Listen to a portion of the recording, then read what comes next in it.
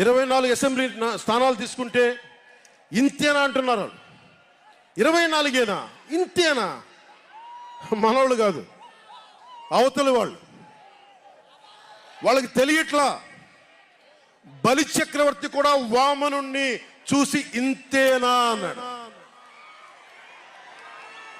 బలి చక్రవర్తి కూడా వామనుణ్ణి చూసి ఇంతేనా అన్నాడు.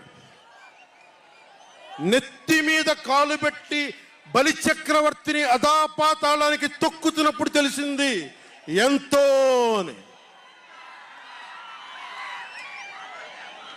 ఇంతింతై వటుడింతై నభో వీధిపై నంతై తోయిద మండలాగ్రమునకంతై వామనవతారాన్ని చూపిస్తుంది జనసేన.